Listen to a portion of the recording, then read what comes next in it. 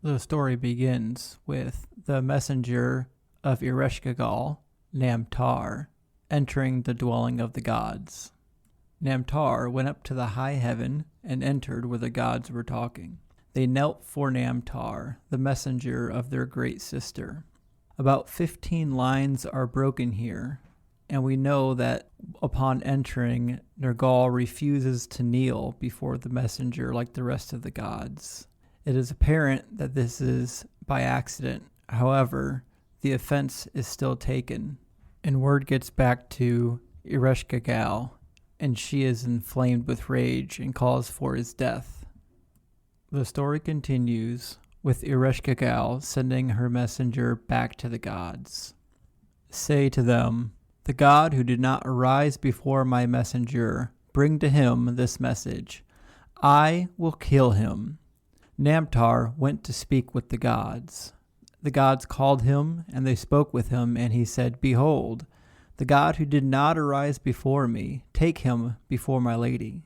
Namtar counted the gods, and one was missing from the rear. So Namtar asks, "Where is the god who did not arise before me?" And behold, Namtar goes away, and he gives this message. Here the text is broken again, but we are led to believe through other versions that Namtar returns to the underworld, and that Nergal has a heart-to-heart chat with his father Ea about how to make the situation right, even though he is terrified of visiting his sister in the underworld.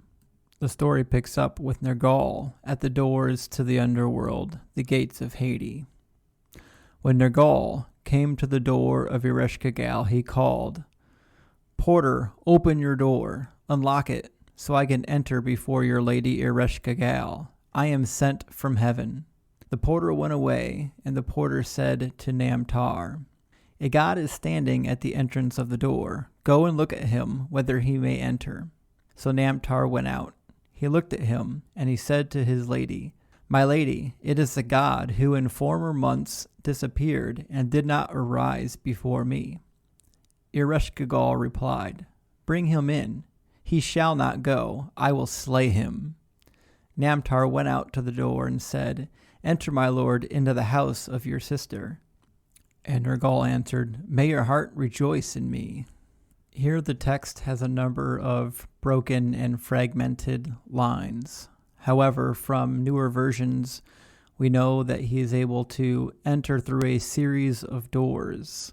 And from this particular text, it appears there are 14 doors leading into the depths of the underworld. When the story becomes legible again, Nergal and Namtar are at the home of Ereshkigal in the underworld, and Namtar is giving instructions to his guards to protect Ereshkigal if necessary.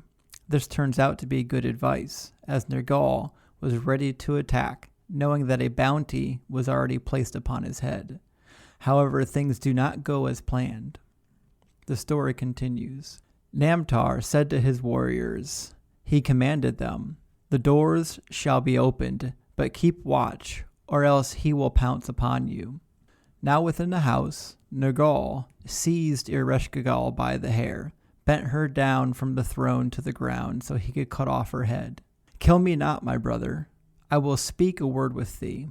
Nergal relented. His hands relaxed. Ereshkigal wept and sobbed. "Be my husband, and I will be your wife. I will give you sovereignty over the whole earth. I will set a tablet of wisdom in your hand. You shall be lord, and I will be lady." When Nergal heard her word, he seized her, kissed her, and wiped away her tears. And he said to her, "Have you been wishing for me from distant months up until now?" Here the story ends. But from newer versions, we are told that Nergal does actually marry his sister, and the two of them reign supreme in the underworld.